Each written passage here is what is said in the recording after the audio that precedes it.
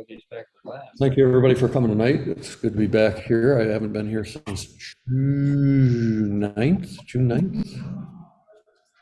Although I've been to everyone by Zoom, 2 o'clock in the morning. Oh, you're such a dick. Wow. So lifting those, in order to do this sifting work, you got to lift these buckets that have 15, 20 pounds of dirt in them.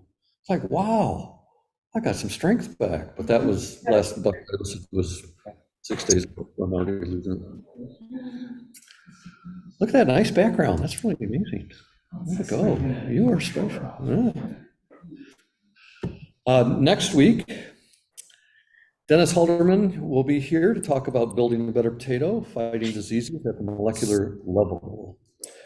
Dennis is with the U.S. Department of Agriculture, Agriculture Research Service, Vegetable Crops Research Unit here. And of course, potatoes are fundamental. On August 3rd, Bill Vike will be here from Friends of the Lakeshore Nature Preserve. He'll be talking with us about his project on snakes around town, baseline snake species occupancy in Madison area prairie restorations. And I am not the kind of person who would go looking for snakes, but there are people in the world, and Will is one of them. 用的西班牙文说的非常非常。 I think we have somebody who's not muted on the Mute. take care of that, I think. Good. And then on August 10th, Jesse Weber will be here to talk about his research on host parasite interactions between a fish and a worm parasite. And that sounds pretty good to me. It's always fun to go fishing and then fillet the fish and then see the extra protein might be getting from various parasites therein residing. So we'll see how that goes. Then Claudio, if you'd like to come up here, we'll start the more formal part. Oh yeah, taking the glasses off now, I don't have to read. Welcome everybody to Wednesday Night at the Lab. I'm Tom Zinnan. I work here at the UW-Madison Biotechnology Center. I also work for the Division of Extension Wisconsin 4-H. And on behalf of those folks and our other co-organizers, PBS Wisconsin, the Wisconsin Alumni Association, and the UW-Madison Science Alliance, thanks again for coming to Wednesday Night at the Lab. We do this every Wednesday night, 50 times a year. Tonight, it's my pleasure to welcome back Claudio Breton. He's a professor in the Department of Entomology. He's going to be talking with us about WiBee. It's an app that he and his lab have developed. And the subtitle is the Wisconsin Wild Bee Community Science Project to Count and Learn About Bees. Claudia, I'm going to ask you the 5 questions I ask everybody. Where were you born?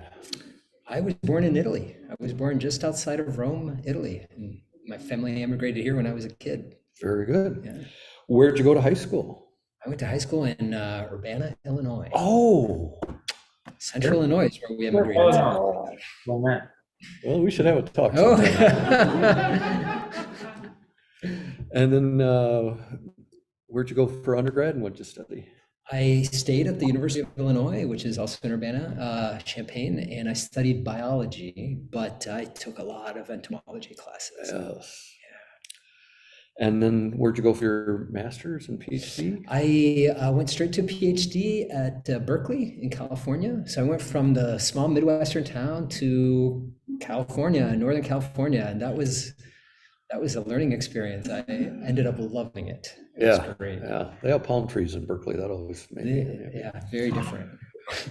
And then did you postdoc anywhere? I did. I went to the opposite coast. I was at the University of Maryland for almost 5 years. Okay. Completely different project. Worked in salt marshes out there. That's another story to tell. Bring it back sometime. Yeah. And then when did you come to Madison? 2003, right after that. Yeah. So 18, 19 years. 20 years almost in December. Okay. In December will be 20 years completed. So great. Yeah, I feel like I got here yesterday, Tom. Yeah. Is that a good feeling or no? Well, it's better than not. So give me the options. Thank you very much for talking tonight. It's great to be back. I've been gone the last few weeks in France and in Belgium. I appreciate Elizabeth and Dylan doing the Zooms while I've been gone, and all the speakers that gave their talks while I've been missing, and it's great to be here in person. Everybody, could you please join me in welcoming Claudio back to Wednesday night at the lab? Thank you.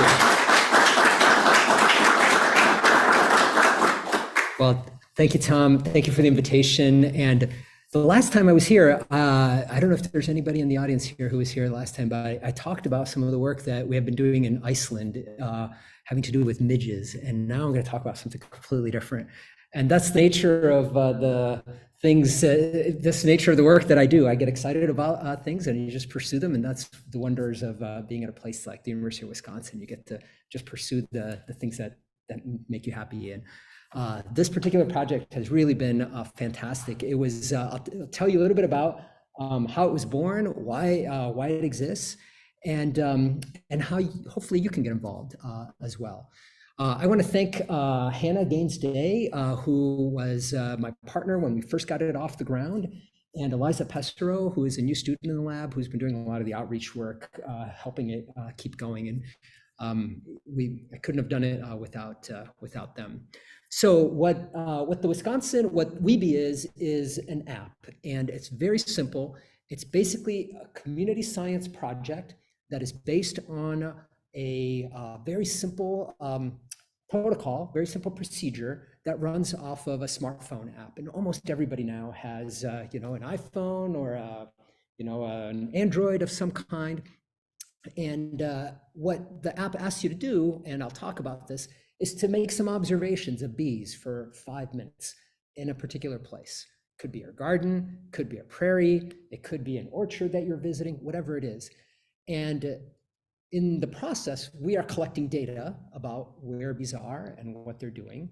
But I think other really important things are happening at that time. And one of the things that it forces you to do is just stop for 5 minutes and pay attention. Most of us don't do that anymore. And if you just sit and look at those flowers in your front yard for 5 minutes, you might notice some things that you had never noticed before. So even if all of this is a bust and we don't collect a lot of data, if we can get somebody to watch their flowers in their front yards for 5 minutes, I think it's a win. And hopefully you can do that. But in the process, what we're doing is collecting data that actually helps us understand some of the patterns of bees in the landscape. And I'll tell you about the motivation for that and what we've been able to accomplish so far. This project's been going for about 2 years, so it's pretty new. I need to thank a lot of growers for getting us off the ground. The reason why we even started this was because the apple growers and other fruit growers that we were working with would ask us a really simple question. They would say, Claudio, you guys have been studying bees on our properties for a while. Do I have enough bees to get adequate pollination of my crops? And we actually scratched our heads and we said, we don't know. We're gonna have to collect some data. And after doing this ourselves for about 5 years, we found that it was actually really hard to do. And I'll explain why that is. And we thought we need another way to collect the data to help us to answer this really basic question that our collaborators had. So the growers were excited about this. They recognized that there was a research need. We've had wonderful people who have led us onto their properties to look at bees. Gwen Hill Farm requires a specific shout out because they actually contributed some resources to actually help fund some of the initial research that we did here. There's other really important people, including Ben Bradford, who's developed the data dashboard, which you can all go and see. You can see all of the data that people are collecting in real time, pretty much. And our previous outreach coordinators, Katie and Colleen, who have put out newsletters and try to keep people excited about looking at bees.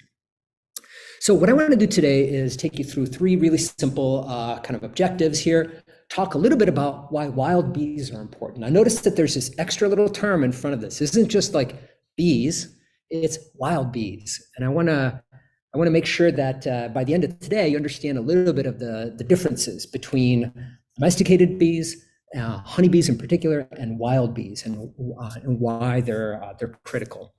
Then this question of why do we need a bunch of extra eyes in the landscape looking at bees? Why has this been such a hard nut to crack?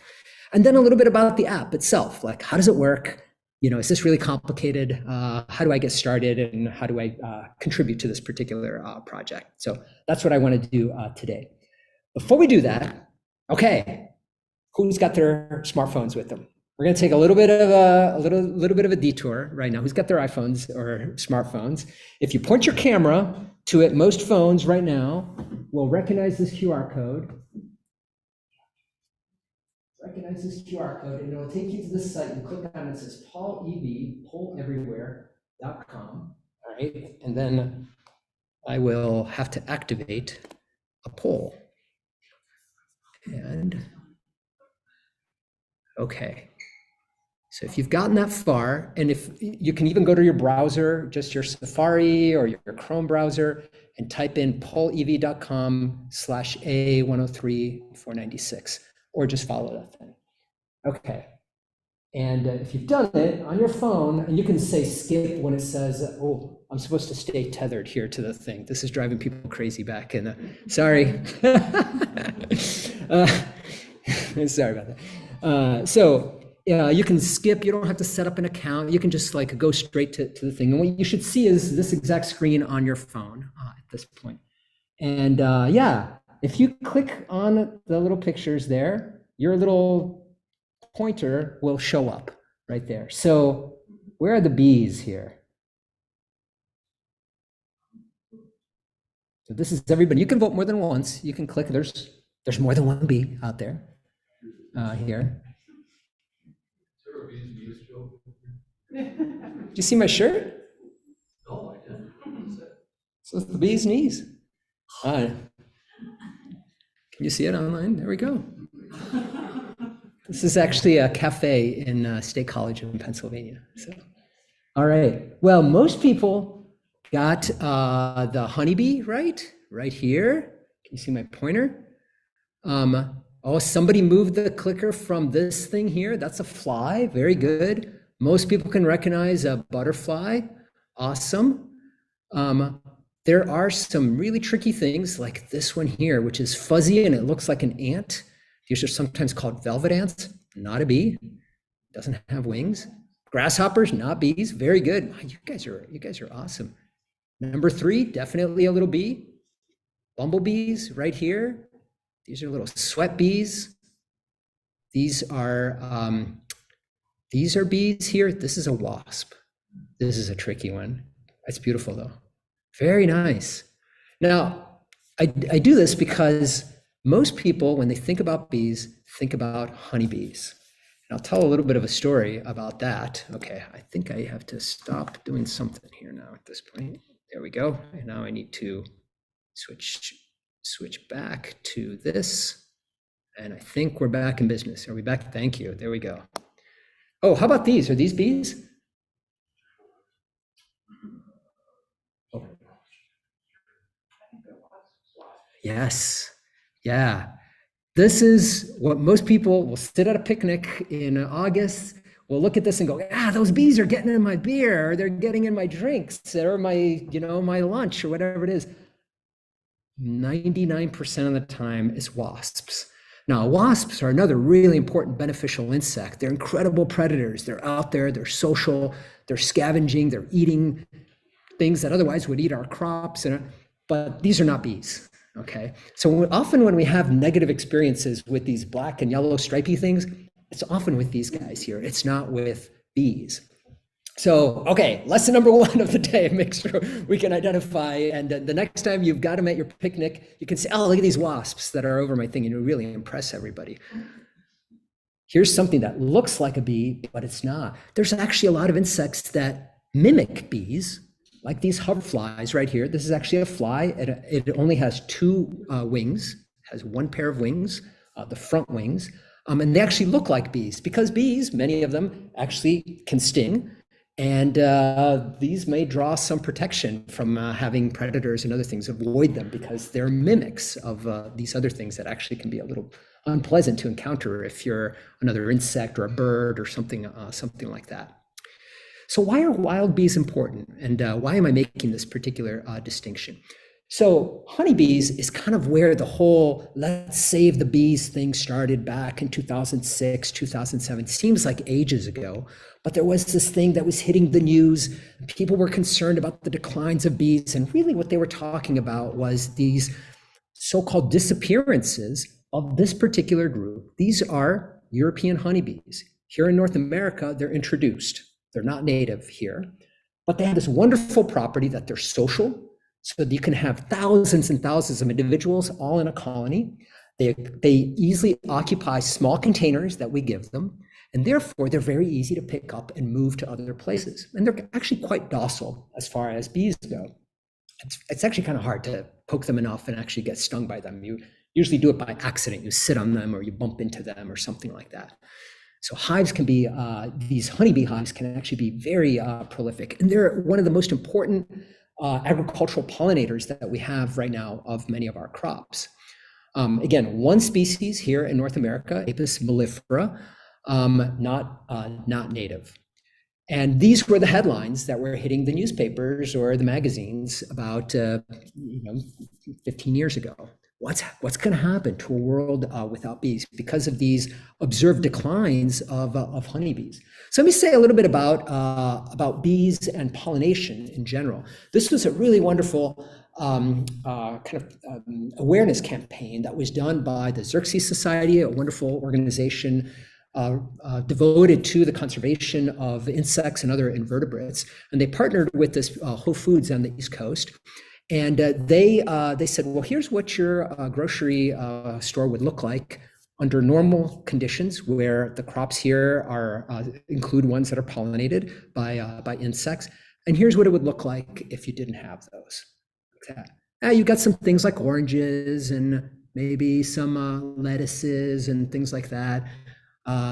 Many of the vegetables, the fruits that we rely on are dependent on the pollination of insects to actually allow those fruits to be created.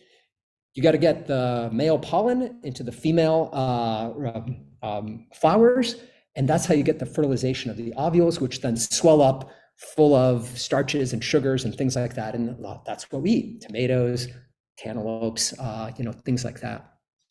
Most of the calories that we eat come from things like rice and grains and things like that. But when you actually look at the proportion of foods that we actually eat, the number of if you look at it in the terms of the number of species that we eat, about a third of them are actually insect dependent. It's all the ones that have the majority of those nutrients and actually flavor, if you really want to get down to it, that add that dimension to the things that we eat. So 35% of our crop species and 85% of all flowering plants, including the things in prairies, are dependent on insect pollination. Here's some of the iconic species that we find here in Wisconsin: pumpkins, cranberries. Wisconsin is the #1 producer of cranberries in the country, which makes it in the world. Here in North America, you can't have Thanksgiving without cranberries, without apples, also a pollinator-dependent crop. Cherries, it's Door County cherry season right now, pollinator dependent, and so on, and the list goes on. When pollination is not adequate, either the fruit doesn't form at all, or it's an incomplete fertilization, like you can see here. These are cucumbers. Wisconsin is also one of the largest producers of cucumbers, pickling cucumbers in the state. And these misshapen fruits is what happens when you don't get enough of that pollen onto the female flowers. Only a little bit gets fertilized and the fruits become misshapen. And you can see the same for these raspberries over here. Each one of those little bubbles on a raspberry is actually a flower that's become pollinated. As I said, honeybees are workhorse right now of the agricultural sector because they are so easy to manage. You can raise them in large numbers, you can move them around and place them where they're actually needed for pollination. This is a very common scene, even here in Wisconsin, where professional beekeeping will raise these colonies and move them all over the country in search of those crops or hired by those particular commodities that require insect pollination. by far the largest demand for honeybees in the country is the almond pollination in California. This is a $1 billion plus crop in California, one of the largest in the world. They all flower within a several week period in February, and 90% of the honeybees in the United States move over to California to service this particular crop. And as you can see in this particular landscape, there isn't much else to eat if you're a honeybee. Nothing but these almond flowers there.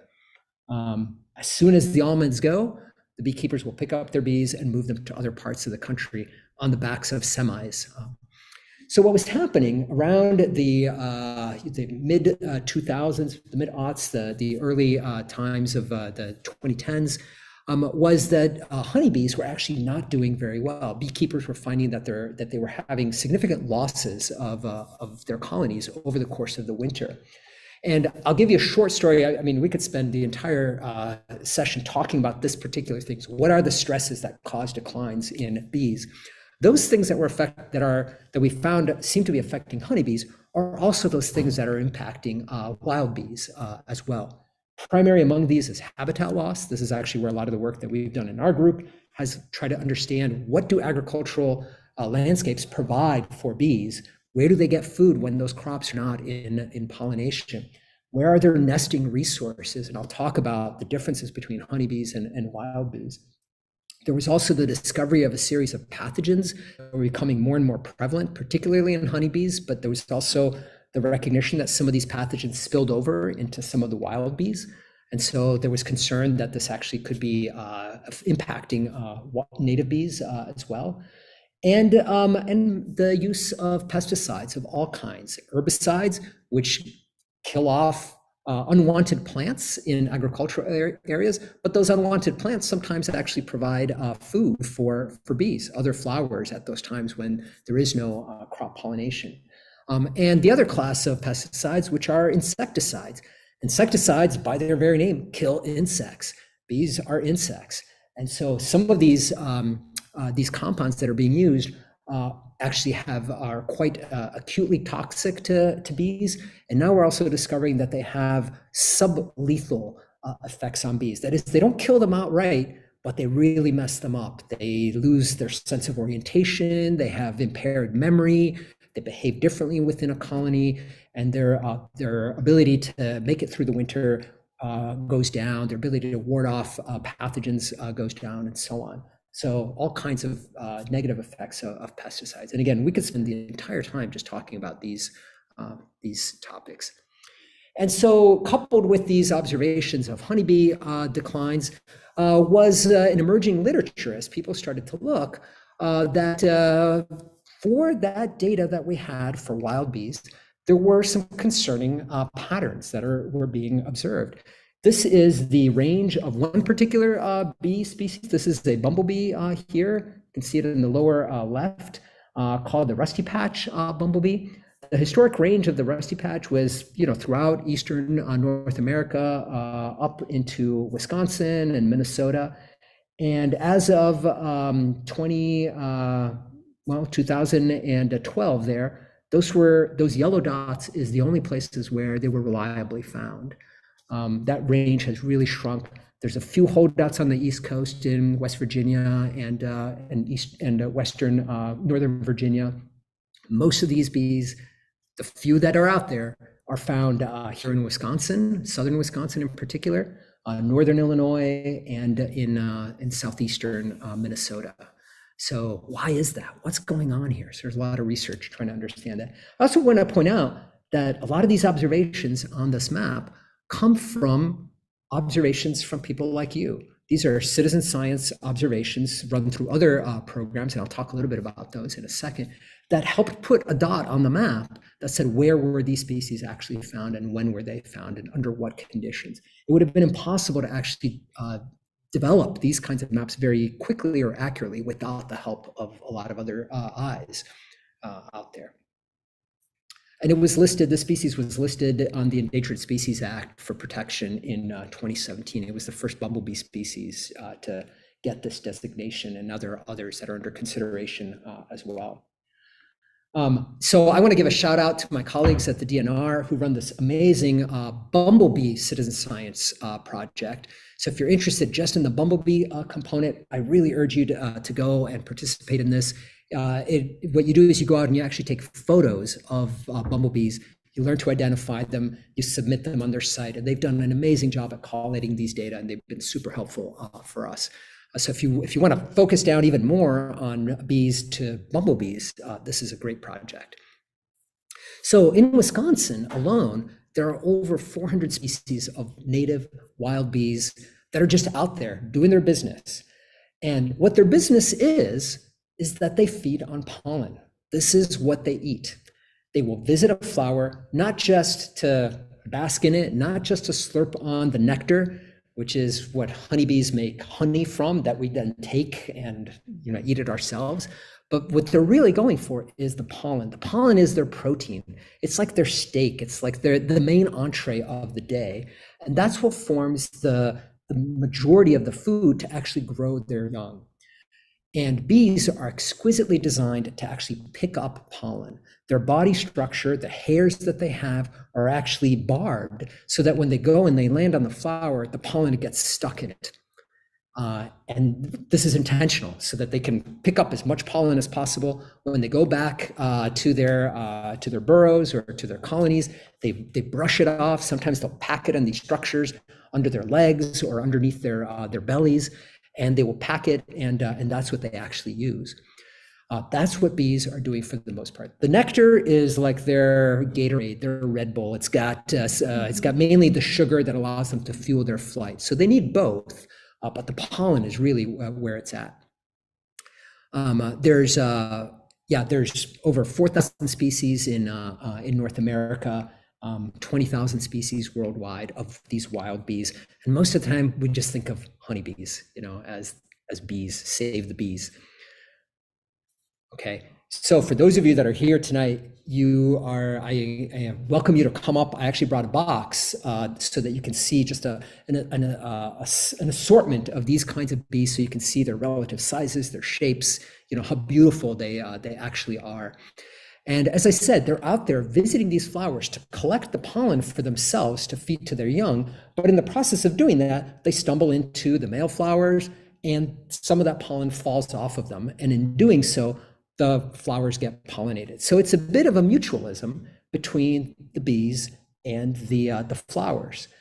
The flowers are allowing some of their material to get taken and eaten up, but in the process, it's also ensuring that you get successful fertilization of the female flowers. So this is a mutualism between bees and the plants. Now, the really cool thing about wild bees is that unlike honeybees, there's this huge variety of them. And because of that variety, you get the benefits of having all these slightly different ways in which bees try to make a living.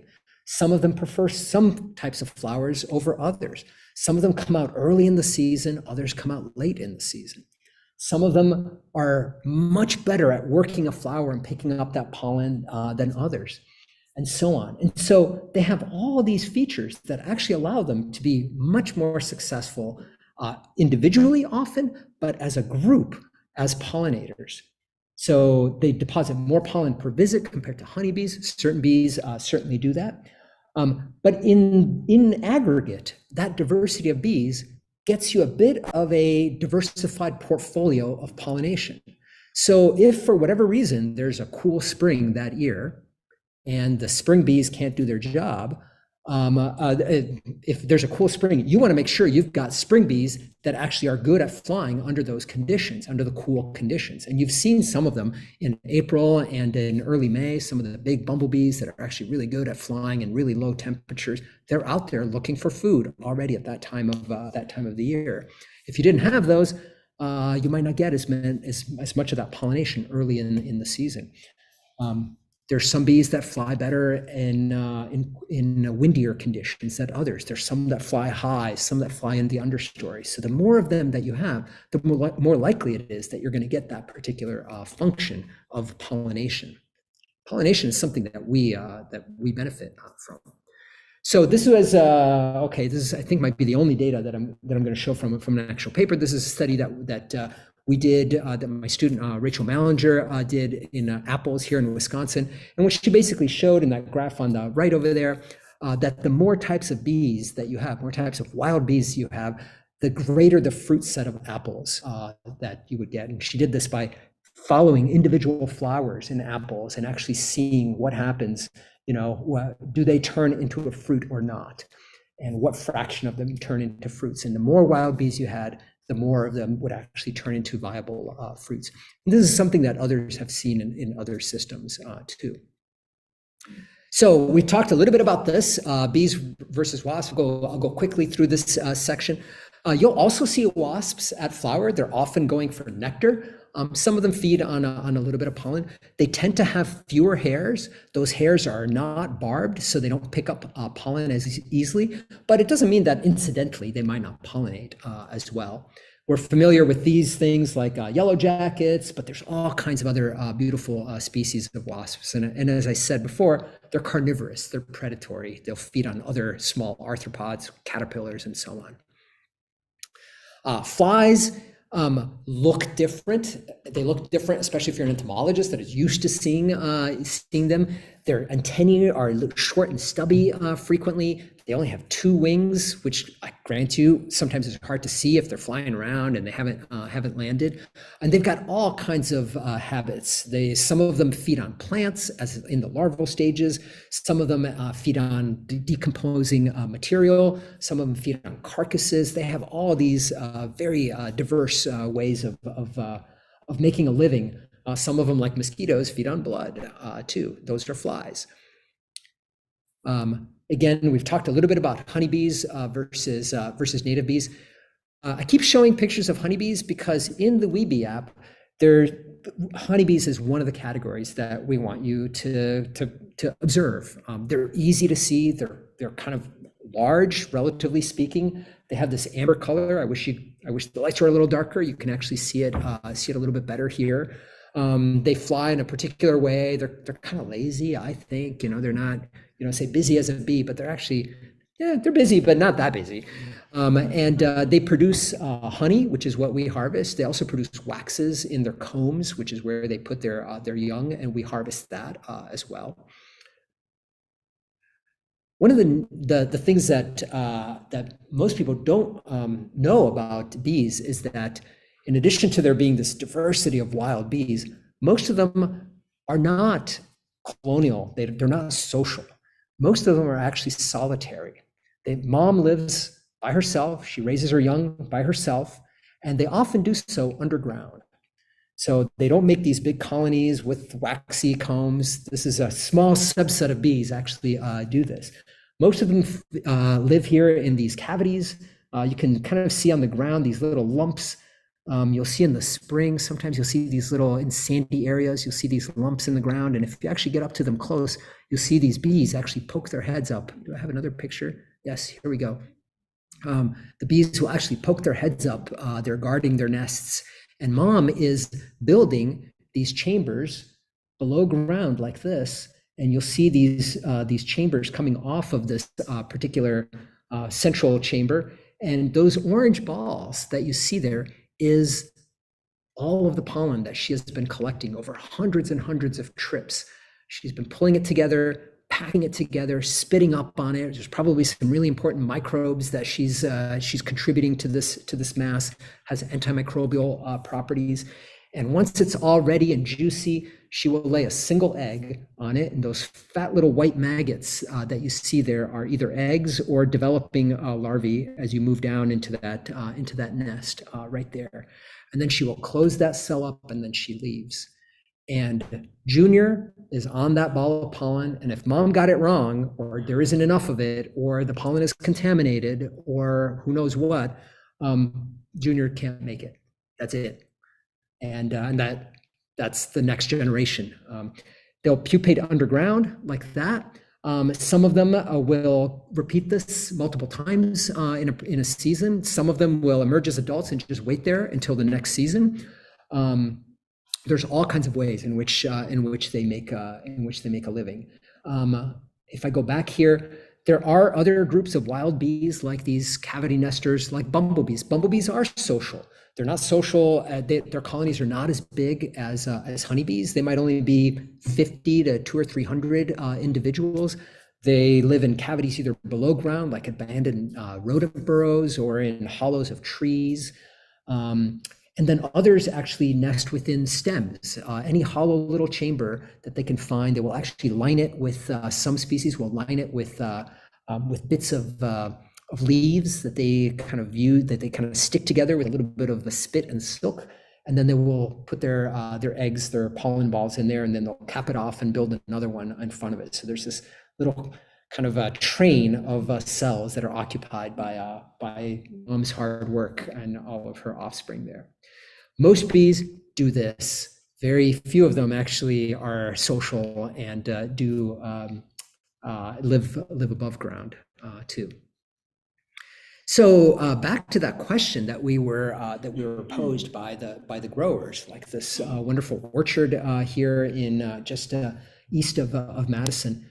So what happens if I can't get my hands on bees, or my bees don't make it through the winter, or the price of bees goes up because they're all going to California and I can't get it anymore? What are the native bees contributing to my pollination? Do I actually have enough? And we thought, okay, let's go out there. And Rachel and I and some of my other students went out and tried to make those particular measurements to see what it means to have a diverse and an abundant bee community out there. And so one of the things that we really needed to get at was, what is it that influences the abundance and the diversity of bees? What makes a good habitat? What is it that contributes to these bees thriving there? And bees will, I wonder if I can move this. No, I don't think I can. Bees respond to all kinds of things. I've talked about some of the key things that they need. They need food, pollen and nectar, and they need shelter. They need a place to raise their young. They need those cavities. They need the soil that's appropriate, that's not disturbed. So here's an example of a farm that's got some, looks like some onions or something growing there. And this particular grower here had placed some plantings that have these floral resources for them as a way to enhance local resources. And often when you do this, you get more bees attracted to it, and pollination tends to go up in these sorts of situations. So farms that have more of this compared to maybe farms that might not have as much there, maybe that makes a difference for how many bees a particular grower might have. There's a few dandelions down there. You get a little bit of visitation. Dandelions are also exotic. They're not a great food resource for bees, but there's something. It's better than nothing there. So they vary at a very local scale. They also vary at a landscape scale, what we refer to as a landscape scale, at a broader scale that involves multiple farms and multiple areas that are not farmed as well. So here's an example. I don't know exactly where this photo is taken, but it illustrates a landscape that's dominated primarily by agriculture. It's got some cucumbers there that are pollinator-dependent crops, but adjacent to it, it looks like there's some corn, which is not pollinator dependent. It provides a little bit of pollen for a very narrow period of time, but generally is not a very good habitat for bees. Well, this is going to be really different compared to a landscape that might look a little bit like this. This is actually in Europe somewhere, but it could have been in the Driftless region of Wisconsin, where you have fields that are surrounded by woodlots, by pastures, by fallow areas that have a much greater diversity of food items. So because of this variability at these local scales and at these broad scales, it's actually very difficult to come up with a very easy predictor of what is it that makes your particular farm a good, what is it that contributes a lot to pollinators on your particular farm. So what we needed was more data. We needed a lot of observations in landscapes that look like this, a lot of observations in landscapes that look like this, to try to understand really how much of an effect does this have. So we thought we need some help, and this is where the idea of WiBee actually came from. We need help to collect data in a variety of different environments. We can try to get out there and do it ourselves, but maybe there's some alternative ways of doing this. So our solution was to expand our data pool to try to understand where wild bees actually are. Now, we recognize that it's going to be very hard for non-specialists to make the same types of observations that people like my students and I would make in the field. Getting things to species, there's over 400 different species just here in Wisconsin. Identifying things to species is very difficult. So we needed to simplify this particular problem and still get management relevant data. So this is where we had to create this app that allows observations to be made, but doesn't make it so complicated that only specialists could actually use it. So you can go to the app stores of your favorite choice. It works on both Android and on iPhones right now. Search for WiBee. I think there's some weird financial WiBees as well, but look for the Wisconsin WiBee app. It doesn't only work in Wisconsin, it works anywhere that you go. It's it's Wisconsin because we started it here, but we've actually gotten observations from people all over the country and people in other countries as well. During the pandemic, actually, we used this in one of our classes, and some of our students that were international were able to make observations, again, from all over the world, which was really neat. And all it is, I mean, I'll be honest, this is not the most mind-blowing kind of application, but all it is, it's a fancy tally machine where we've come up with a very shortened and simplified list of bee groups, including, and I'll go through them, only six here, 6 things that you basically have to know how to discriminate one from the other. And there's a countdown timer that just starts things going, 5 minutes, and it just counts down to 0. And that's what an observation entails. And when you're done, you've got your data on your phone, for as long as you maintain an account and you maintain that app, which makes it a lot of fun. You can come back to that same garden patch a couple times a week, or maybe later in the year, or maybe the next year, make the same observations and have something to look at. Well, am I getting numbers similar to what I had last year, or are things different this year? Some of that variability might just be so specific to your own location that having your own data might actually be the only way to understand those particular patterns. We have a very simple kind of tutorial on how to use the actual app. So you can go to pollinators.wis.edu. You'll find the WiBee page there. It talks you through what you do. You come up to a field. You are, am I going to skip through this? Oh, I'll go through this.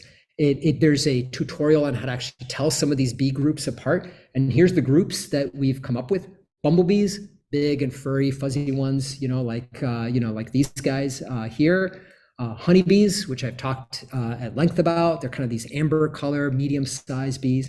And then probably the 2 hardest ones that you might not even recognize as a bee the first time around are these large dark bees and small dark bees. They're in a variety of different sizes and shapes. Some of them have stripes on them, some of them don't. Differentiating whether something is large or small sometimes can be a little bit tricky. We recognize that there's going to be a little slop in these particular categories. Here's some small ones. These are sometimes we refer to as sweat bees. They can be, maybe a 1/4 inch at their longest in size. And this is what stopping and being patient at a flower will allow you to do. Some of these bees are really tiny and they move around really quickly, and you might not ever have noticed them. But at this time of year, if you've got like your basil, your mints, or your catmints flowering, there's an incredible diversity of some of these bees, these little ones, working those flowers constantly. You'd be surprised. And then these beautiful green bees, they're metallic, they're kind of iridescent in color. Some of them can be quite small, but some of them are actually very visible as well.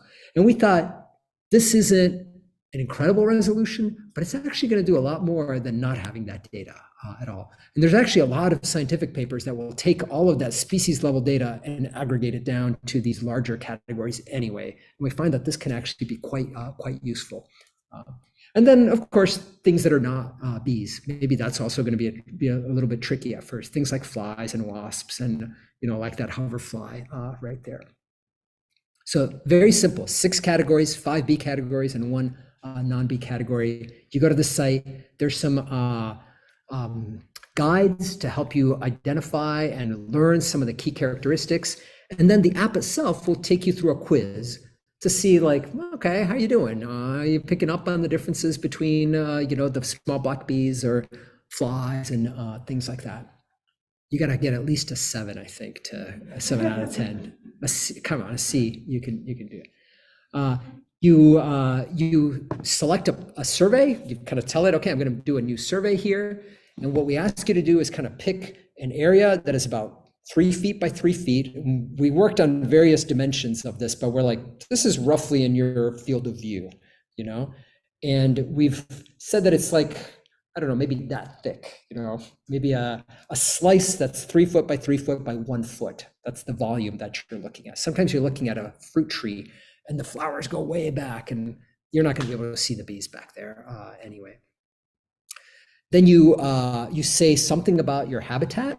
You have an opportunity to add a photo of what you're taking, what you're observing, so that we can actually look at some of the flowers. Maybe you don't know exactly what they are, and we can see if they're growing in a mixed stand, if they're growing in a solitary, in a monotypic stand, and importantly for us, also getting the location of that, because of that strong effect of where you are in the landscape. Knowing where that observation is made is actually really important. So I recognize that you're giving a little bit of information to us to allow us to do this kind of analysis. The data here is private. The specific coordinates are private. When we make it publicly available on the data dashboard, it's aggregated to the scale of, I think, like 2 miles by 2 miles. So nobody's house is going to show up on a particular map when we do this.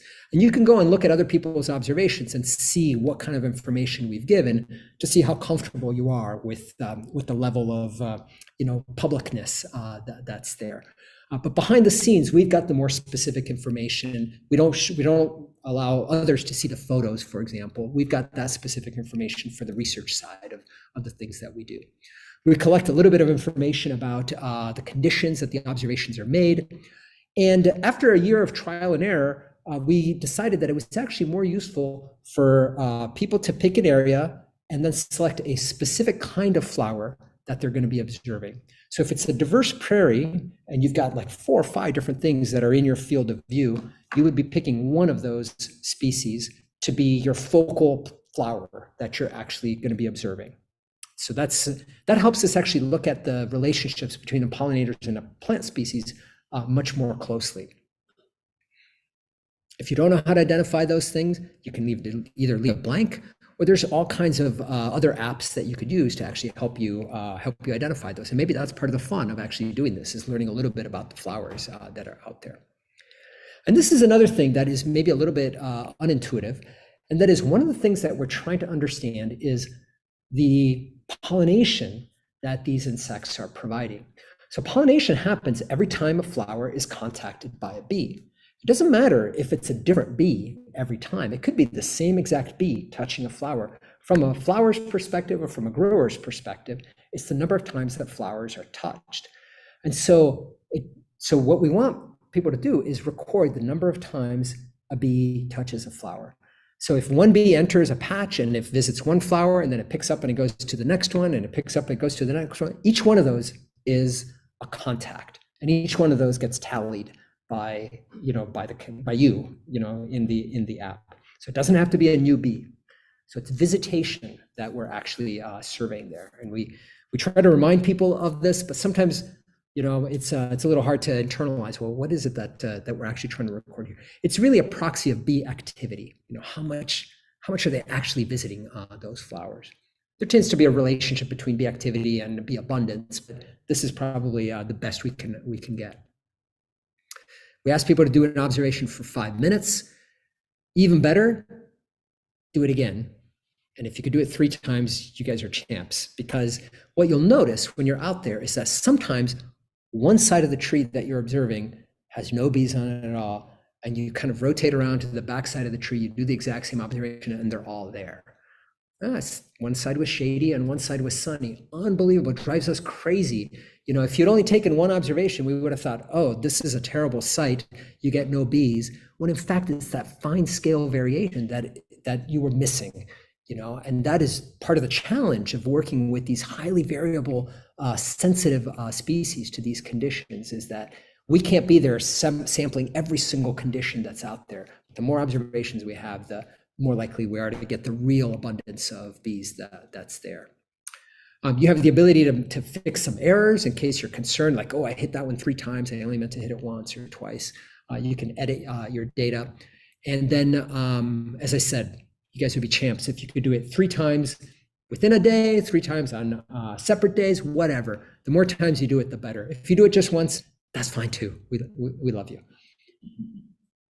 And then you could view your own data on your app, or you could go online, and when you're within connectivity, either cell connectivity or Wi-Fi, it will automatically sync and send the data to our servers. And then you could actually see it on the data dashboard as well. You won't be able to see everything. You only see that data that we've made publicly available there. And so if you've done that this year and you want to compare your numbers to last year, sometimes it's useful to like filter your observations online, or you could look at your phone as well. We've had great participation this year. I've already looked. So we've had, of course, growers and pest management professionals who've helped us. We had a nature center intern who was like one of our super users. He submitted more than 300 observations last year. Researchers have actually been using this. We've used it for students. We've partnered with the Wisconsin Master Gardeners program, that if you are in that program, you can actually use this, the use of the WiBee app, as some of your volunteer hours, one of the program requirements. So tell your friends, if you're not a Master Gardener, and they can do this as part of their requirements there. These are just some of the numbers from last year, for example, that over 2,000 surveys were submitted. We had 300 unique individuals that submitted observations. A quarter, 20% of them submitted more than 9. That's what we like to get, but that's okay if people just did it only once as well. This year so far, we've got about 700 different observations already. So, and there's still a lot of summer to go, and bees will keep going until September, sometimes even October. So here's the kind of data that we actually get. So for example, these are aggregated roughly on a weekly basis. A lot of observations in apples in early May. This is kind of fun to see, because if we've got data year after year, we can see, oh, did that happen a week earlier, a week later? Was that number really high? Was it really low? And then we had some cranberry observations, kind of end of June, beginning of July. I actually think this year they might be a little bit later than that. I think things were a little cooler, and so on after that. So super helpful data. This is kind of one of the visualizations that we have on our data dashboard that looks something like this. You can see kind of where observations have been occurring. This is the level of resolution that anyone would be able to see. So again, it'd be hard to pinpoint somebody's house like that. And here's what we have this year. So this was a couple, maybe this is about a month ago. So starting to crop up. This is more long-term data over, I think this was 2021 as well. And so imagine if we had this type of information year after year, that question of, is this a good year or a bad year? We can actually start seeing, what was the relative, activity of bees, in southern Wisconsin or in a particular crop, over time. One of the hardest things as scientists to actually get our hands on is the long-term data on insects. And so when we were asked, what's happening to wild bees? Are they in decline? We actually didn't have a lot of data to speak to that. We had to go to museum records and other kind of hard to understand data sometimes to actually piece together historical patterns of bees. We don't have a lot of good current observations. So we're hoping this will contribute to that. I'm going to skip over some of the other things. So why should I participate? It's fun. It's an opportunity to get out there and just make some observations. It's not hard. It's easy to pass that quiz. Maybe you haven't taken a quiz in a while, but it's not that hard to pass a quiz. You'll get to know something about the difference between honeybees, bumblebees, and some of the other bees that are out there.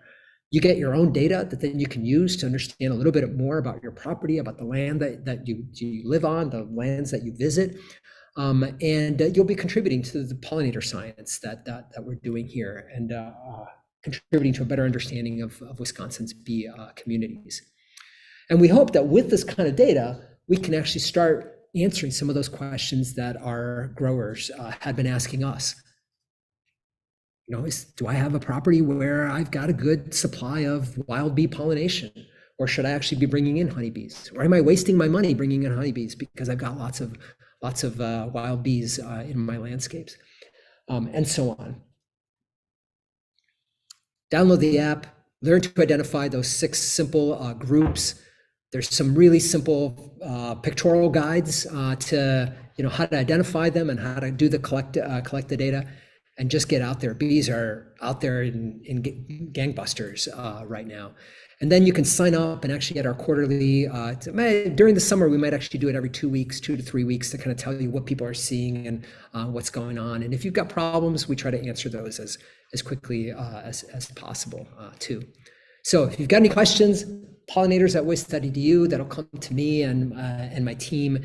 And we'd love to get you involved in making some wild bee observations. So thanks a lot.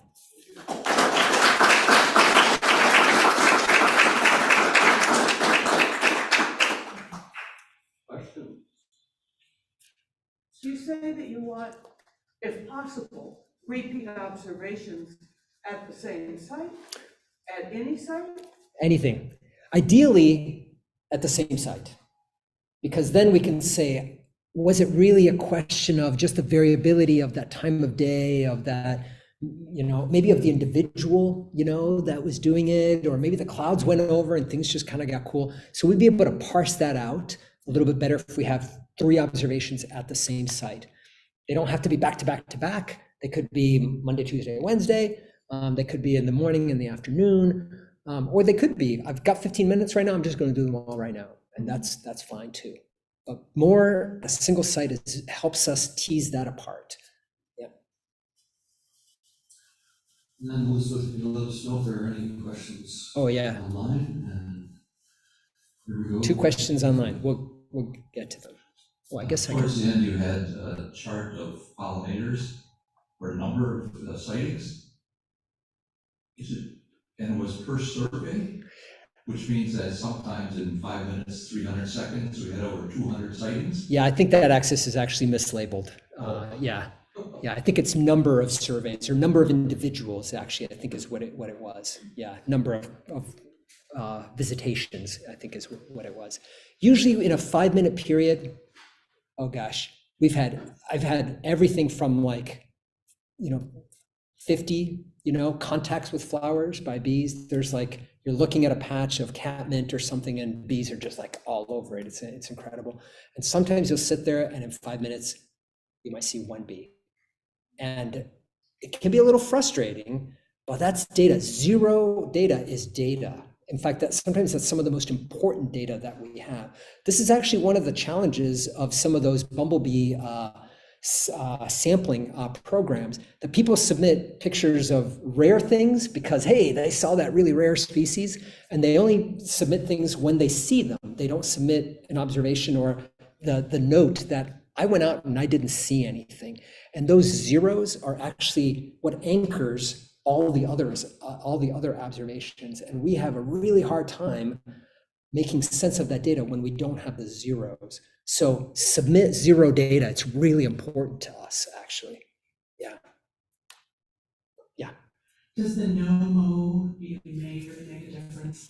Well, you could collect data and actually figure it out. So no mow what are my thoughts about that? Does it really make a difference? There's diverging opinions about this. The data that's out there is scant. There haven't been that many scientific studies. One study is from Appleton, Wisconsin. A colleague of ours at Lawrence University kind of spearheaded this particular study, seemed to show that it made a difference there. It's one study.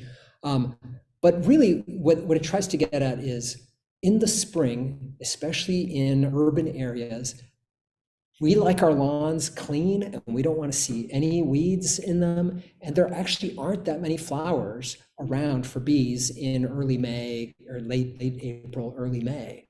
And so the idea of doing something to allow some of those flowers to persist is not a bad one. You know, it's some flowers is better than no flowers. I would even say some dandelions is better than no dandelions. Some people would argue with me about that. But what I think it does is it gets people thinking about their environment that they're under control of, that they control, and what things could they do? What things could you do to actually improve that environment a little bit? Maybe no mow May is a good start. Maybe the next step is planting some wildflowers, some native wildflowers. Maybe leaving the side of your yard a little wilder, you know, rather than having grasses on it. So I hope that it's a step in the right direction. So I think the No Mow May project, the No Mow May, momentum, it's more about getting people to change and think about their environment, and that's going to have an impact on bees. Yeah. I've done extensive research on normal May, and the sloth factor is wonderful. I second that. Thank you. I second that. Yeah.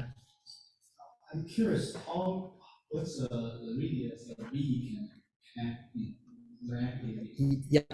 How many miles they fly? Yeah. Great question. So the bigger you are, the further you fly. So some of those really tiny ones that nest in underground might only go 100, 200 yards, you know, not very far. Their entire life is within that range.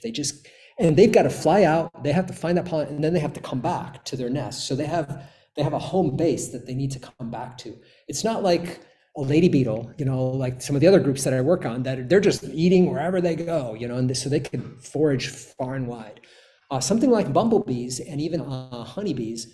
Bumblebees, I'd say pretty regularly about a half a mile, you know, a kilometer, you know, is like within easy foraging range of them. But they've been seen going 10 miles sometimes. You know, honeybees will go 10 miles and then they'll come back to their hives. They're pretty pooped at that point. They have to recharge a few times along the way. Yeah, it's a hard thing to study, if you can imagine that, you know. Right, that's a follow-up question, because, you know, we hear the news talking about, you know, we can the sharks, butterflies, do we think the bees, so we can track their life? So the short answer is yes. People much craftier than I have done this kind of thing, where you can actually put radars, like the same kinds of wildlife radars on them, and track them, and actually track them in real time. And the problem is that the unit to actually do the tracking is the size of a semi-truck, and you can track one bee at a time. So there's literally 2 research groups in the world that do that kind of research. But yeah, they have a little antenna that sticks out, and you do this with bumblebees because they're big enough and they can actually fly with that kind of payload. So yes, people do that. We've taken, we did a slightly different approach, which was we put these little tags that are basically the same tags that they put on your books when you go to the store, you know, like they call them RFID tags. And there's a little sensor at the entrance of the colony. And every time they go out, it scans them. It's like your iPass, you know, it's like it scans, hey, bee number 32 went out. And then at some point, bee number 32 came back. And you can make some inferences about how far they've gone by how long they've been away. Okay, they could just go outside the nest and kind of, you know, not do much all day and then come back, and it makes you think that they've been away for a long time. So you can do those kinds of indirect guesses. Like if they're away from the nest for, you know, 20 minutes, then, you know, maybe they went this far, like that. So there's other ways to get at that. People have done it where they'll put food traps. They'll train them to food, and they'll see how far they'll go to get the food, you know, each time. So people are super clever about studying bee movement. Yeah. Awesome. Okay, so we have 2 questions in the chat. The first one says, does the data inform you about pollination efficiency? So pollination efficiency is basically how many of those visits actually convert into a fruit, okay? So that doesn't get us pollination efficiency. It's just like, did they land on the flower? It doesn't even say how many grains came off of their body onto the the female part of the flower. So there's some other components that we're going to need to go from visitation to, does this actually translate into increased pollination, increased yields, and things like that? That's a really good question. Yeah. So then the second one is, what is your favorite kind of bee? Oh my goodness. I have grown particularly fond of bumblebees lately. Some of them are just spectacular, and they're I love the way that they behave in their nests. But there's some really amazing bees. Yeah. Yeah. So I actually have like a lot of questions. Come up afterwards. I was gonna say, can I just like, okay. Please. Yeah, okay. Yeah. Well, you can have one for the group too. Oh, okay. I guess, one question that may be like beneficial for everyone is, so a lot of, like, people don't realize that landscaping is usually done with like a lot of invasive species, like honeysuckle. A lot of people like honeysuckle and, that's invasive. So I was wondering if, invasive species are, not as beneficial to wild bees or even damaging to wild bees? Yeah, that's a really good point. And some of the things that we buy at the gardening store also are treated with all kinds of insecticides. Some of the varieties of things that can be bee friendly actually are bred to have no pollen or to have flower structure. So there's all kinds of issues with using horticultural varieties or things that you get. So getting native species is definitely what you should be aiming for a variety of reasons. One is that there's been a long evolutionary history between these wild bees and those plants in these particular areas. And so they're probably looking for those species already. Some of them are really specific to the kinds of things that they visit also. So using native plants is definitely the way to go. There was another part to that question. Oh yeah, do invasive species have negative effects? So there's some data about the quality of the pollen and whether bees can actually digest it and how do they actually do. I'm not an expert on that, but there's some evidence that, there's some exotic pollens actually are not very compatible with bees. But really, I think the major thing that they probably do is that they choke out and they alter the habitats and you lose the diversity of the wild flowers that those bees actually might be or are going to be looking for. So it really has to do with changing the quality of the other flowers that are out there. That has a negative effect on bees. Yeah. Then we do here at the lectern. Yes, please. Q&A and we'll go to the library.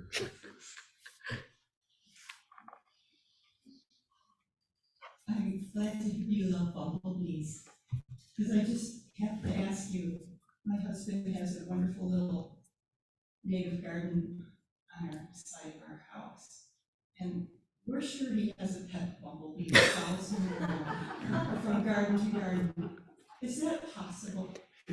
For how far are these gardens?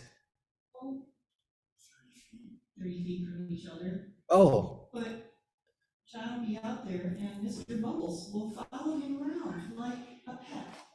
so here's something you can do. You can, if the bees are visiting a particular flower, they're usually single-minded. They'll be visiting that flower, and if you get a cup with a lid, you can easily catch them like that. You just put it over it and gently catch them. This is what entomologists do. Put it in the fridge for 15 minutes. They'll cool down, and then you can take a little paint marker and actually paint a dot on the back of it. And then just put it back on that flower, and they'll wake back up. We put them on ice usually. In 5 minutes they're kind of chilled out. Put a little number on it, or put a little dot on it, and then you release them. And then you'll see if it's the same bee that you see over. They look a lot alike, so that would be a more definitive way to know whether it's that same bee actually doing that. But it's something that we do very frequently, putting a little color, little paint marker, whiteout. Some people use whiteout and just put a little whiteout on their backs. Do people use whiteout anymore? I don't know. I just like, that's a throwback. Yeah. Okay, we have another in the chat. It says, how large a patch of bare ground is necessary for ground nesting bees? Are gaps in natural lawns okay? Yeah, actually, that's probably a more typical environment, is kind of patchy, like bare ground here and there.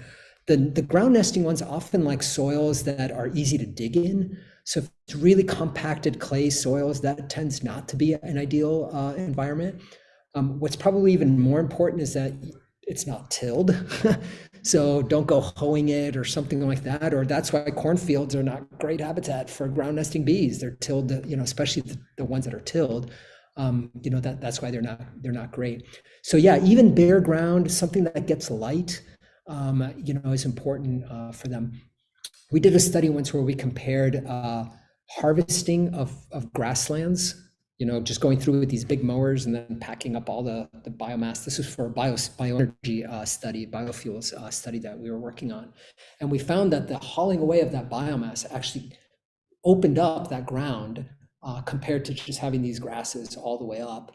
And that actually increased the number of ground nesting bees. So seeing that bare ground is, probably gives more access to it. But it doesn't have to be like a big giant dead patch, All this is during the day. What do we know about wild bees and pollinating at night? I thought you were going to ask me, do bees sleep?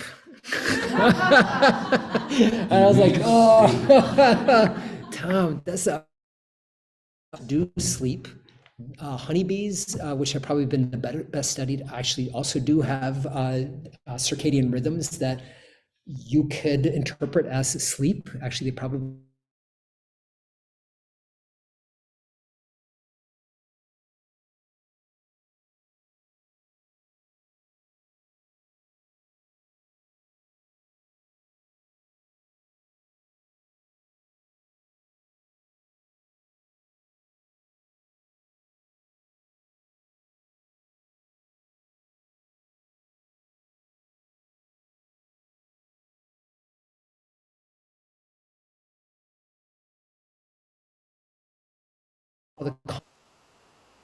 what we'll do is we'll go at night with red headlamps because insects can't see in the red, and we'll close the door to their little nests, and then we open it up, and then we see how many individuals are there and what's going on.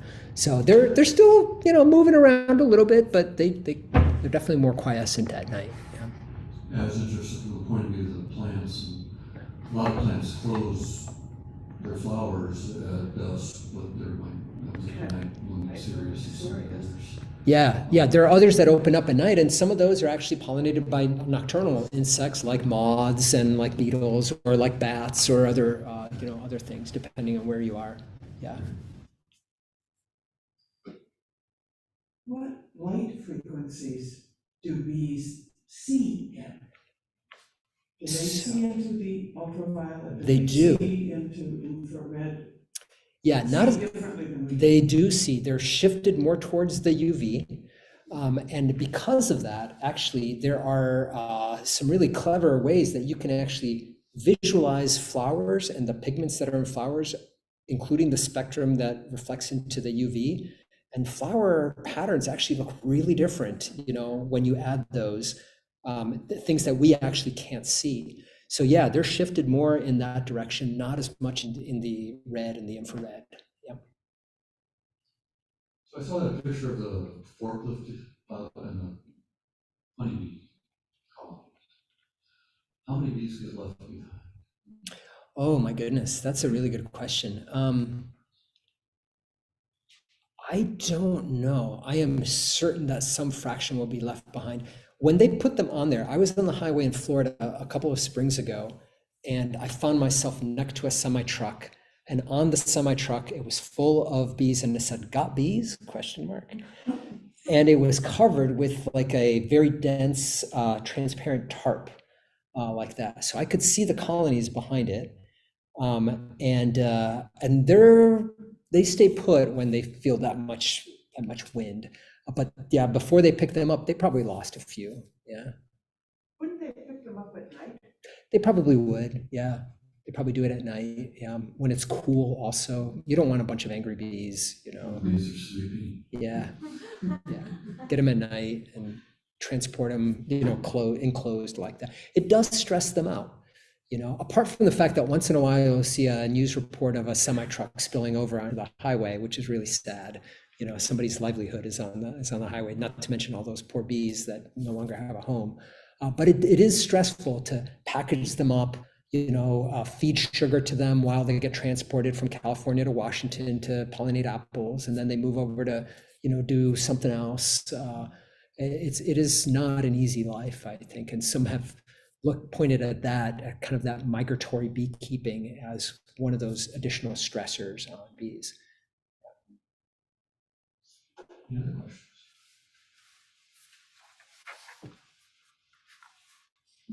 I know that man-made hives, the bees in there are susceptible to bacterial infections and mites and everything else. Do natural hives have that same susceptibility, or are they less susceptible? Oh, really good question. So we're talking about honeybees here. Primarily, Yeah, and honeybees, feral honeybees in North America are actually really rare. So in the wild, you'll occasionally find like one that got out, you know, that swarmed. They set up a nest someplace, and within a season, mites will get them and it'll wipe them out.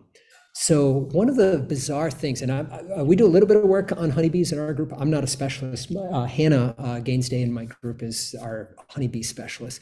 One of the things that we've done is we've actually have very little genetic variation in those managed honeybees. And there are some groups, including colleagues at the University of Minnesota, that are actually trying to establish breeding programs to actually increase that variability so that they have traits that allow them to be less susceptible to pathogens and mites in particular. There are some strains that are actually better at grooming themselves and actually getting those mites off of them. They have this grooming behavior that they do. So in Europe and in the Middle East, where the European honeybee is native to, I am certain that they have greater resistance to those particular pathogens and things like that. We don't have a lot of the variation here because of the introduced nature of them. As much, I should say. Not that we don't have any, but as much, yeah.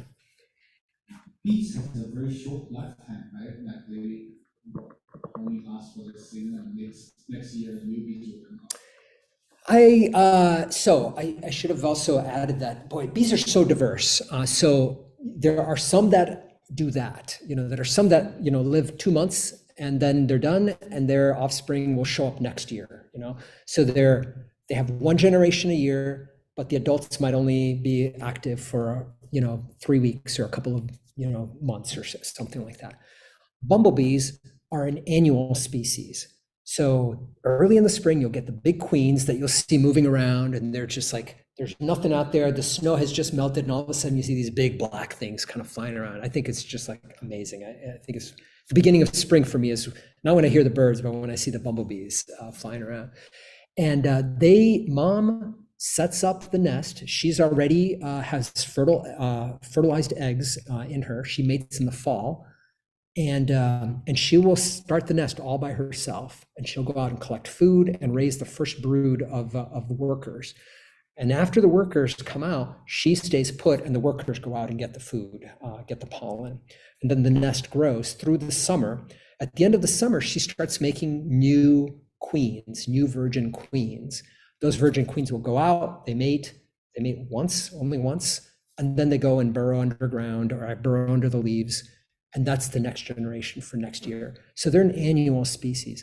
Honeybees, on the other hand, the queen can last 3, 4, 5 years, and the colony can be persistent, during that time, or even longer.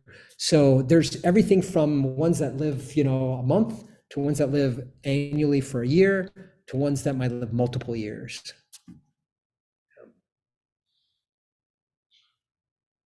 All right. Any other questions? If not, thank you very much. You're welcome. Come on up.